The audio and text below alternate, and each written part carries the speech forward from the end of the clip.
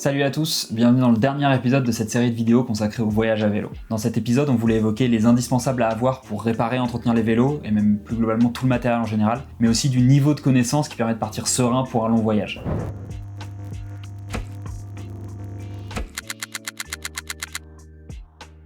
On va commencer par ce qu'on prend dans notre trousse à outils pour qu'elle soit complète mais légère. Le premier indispensable à avoir, c'est évidemment un multitool.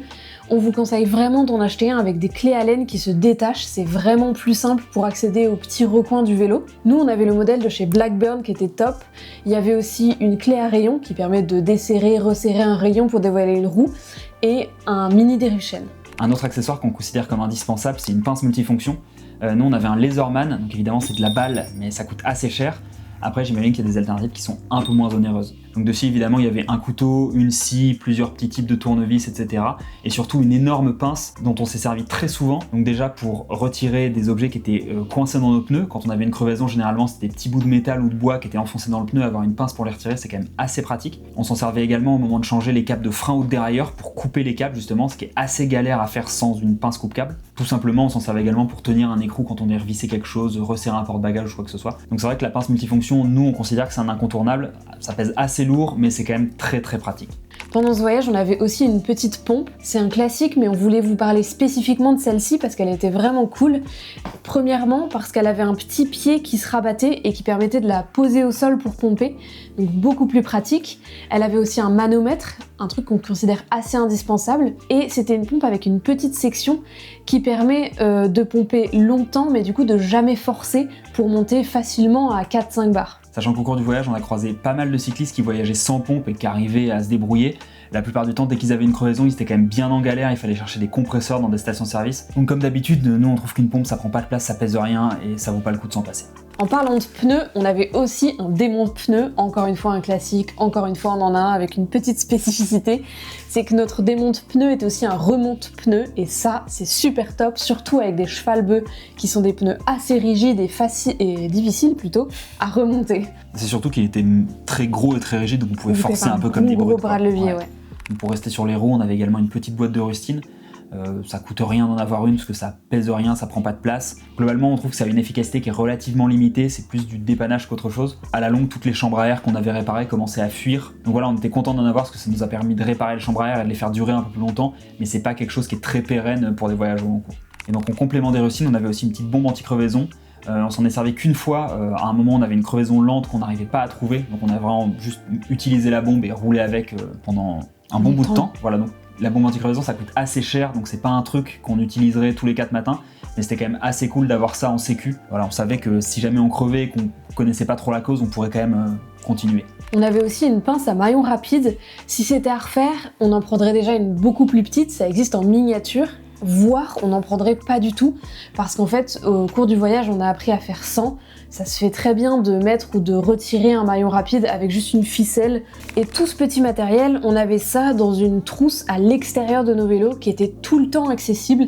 Et ça on l'a fait que au bout d'un moment dans le voyage, et ça a changé la vie en vrai. Dès qu'on avait une crevaison, on n'a pas à ouvrir les sacoches. Souvent la trousse de réparation, on l'utilise jamais, elle se retrouve tout au fond. Là c'était tout le temps à l'extérieur, on crevait, on avait juste une fermeture à ouvrir, c'était royal.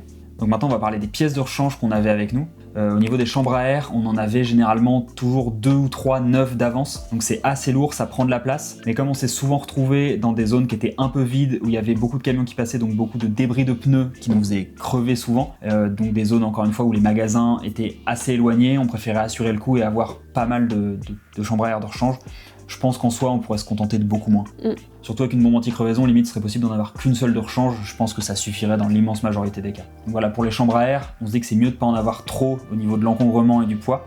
En revanche, pour tout ce qui est plaquettes de frein, cap de dérailleur, maillon rapide, c'est le genre de pièce qui coûte pas grand chose, qui prend pas de place, qui pèse rien. Donc personnellement, je me dis qu'on n'en a jamais trop. Voilà, ça permet d'être serein, d'en avoir beaucoup. D'ailleurs, une petite astuce qu'on peut vous donner, c'est d'avoir une note sur votre téléphone avec le nombre de pièces de rechange que vous avez, et quand vous faites une réparation, quand vous changez un câble ou une plaquette, vous tenez un peu à jour les comptes des pièces, vous faites la gestion de stock, ça permet de pas avoir de mauvaises surprises. Moi par exemple au Kirghizistan, j'ai un câble de dérailleur qui a lâché au milieu de nulle part, donc on s'est retrouvé un peu au milieu des montagnes avec moi qui n'avais plus de dérailleur arrière. Alors on a réussi à en trouver un, même si c'était un peu galère, et par la suite on a fait beaucoup plus gaffe aux pièces de rechange qu'on avait, surtout que les câbles, bon, ça se mélange un peu, frein, dérailleur, donc on avait beaucoup de câbles de frein mais peu de câbles de dérailleur. Voilà, ça vaut le coup de s'y prendre correctement dès le début et de noter en permanence, de tenir les comptes quoi. On n'a jamais réussi à le faire, on ne l'a jamais réussi à le faire, et on est rentré avec genre 5 câbles de frein et 2 câbles de dérailleur. Ouais. Si vous en avez besoin, on en vend, du coup, envoyez-nous un petit message. Bon prix, elles ont été au Pakistan. Et si on s'éloigne un peu du sujet et qu'on parle réparation de matos en général, évidemment le grand basique c'est le scotch. On n'en a jamais assez non plus, on avait du duct tape mais on avait aussi un petit scotch super qui vient de chez Decathlon. C'était un petit scotch bleu assez extensible dont on se servait pour réparer tout et n'importe quoi, nos cocottes, la tente, nos fringues aussi. Par exemple, moi j'ai un rat qui a grignoté une de mes sacoches une nuit à Oman. Donc j'avais un trou de 3-4 cm dans la sacoche de bouffe et au final j'ai mis un patch de scotch à l'extérieur, un à l'intérieur et ça a tenu jusqu'à la fin du voyage, donc quasiment 1 an malgré tout ce qu'elles ont subi et je crois que c'est resté à peu près étanche. En grand basique, on a aussi pléthore de Colson dans nos sacoches ou des Rislang ou Rilsan, tout ce que vous voulez, ça a 19 noms. Des colliers de serrage en plastique. Des colliers de serrage en plastique. Si on s'éloigne encore un petit peu, on a toujours un kit de couture dans nos sacoches, donc du fil et une aiguille. Ça nous a dépanné quelques fois, notamment quand on a dû recoudre du scratch sur l'ensemble de notre tente. Et puis ça, c'est comme les plaquettes ou les câbles dont je parlais tout à l'heure. Ça pèse rien, ça prend pas de place. Ce serait dommage de s'en priver. Si ça permet de faire durer une chaussette un peu plus longtemps, ça vaut le coup. Maintenant, on voulait parler un petit peu du type de réparation qu'on était amené à faire pendant un voyage au long cours.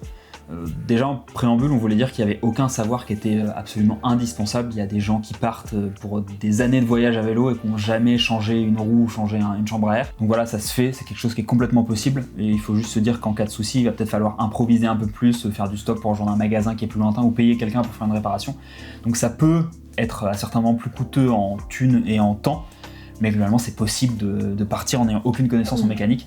C'est pas ce qu'on a choisi de faire, parce que nous on était peut-être plus stressés et on voulait rouler l'esprit serein, donc on a quand même appris à faire certaines choses avant le départ. Et en gros, je diviserai le type de réparation en 3 grands niveaux. Dans le niveau 1, il y a les réparations assez courantes, celles qu'il faut mieux connaître parce qu'on est souvent amené à les faire. Là-dedans, il y a changer une chambre à air, régler ses freins, changer un câble de frein ou de dérailleur, et laver votre transmission. Le niveau 2, juste au-dessus, c'est les choses qui arrivent moins fréquemment mais qui restent faciles à faire. Là-dedans, on a remplacé ses plaquettes de frein, savoir régler son dérailleur, on a aussi savoir dévoiler une roue et savoir changer un rayon.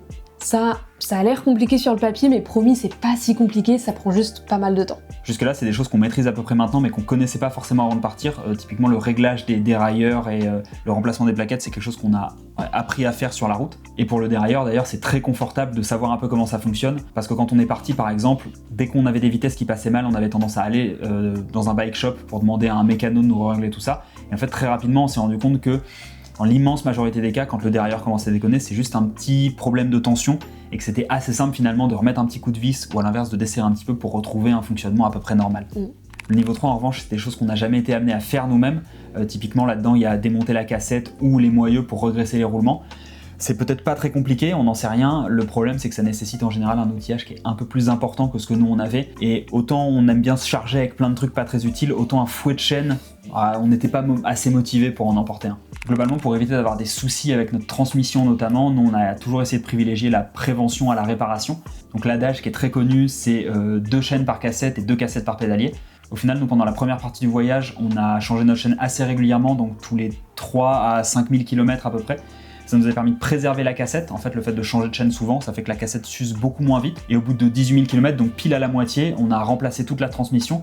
Donc pas que pour des questions d'usure, mais aussi parce qu'on voulait passer sur des plateaux un petit peu plus petits. On en a déjà parlé dans une vidéo précédente. Donc en plus du pédalier, on a changé la cassette et la chaîne. Les dérailleurs sont restés intacts tout le long du voyage. Et donc sur la partie retour, on a pu faire à nouveau 18 000 km avec une seule cassette, en changeant encore une fois assez régulièrement la chaîne. Donc voilà le topo sur le matos de réparation et sur les réparations en général.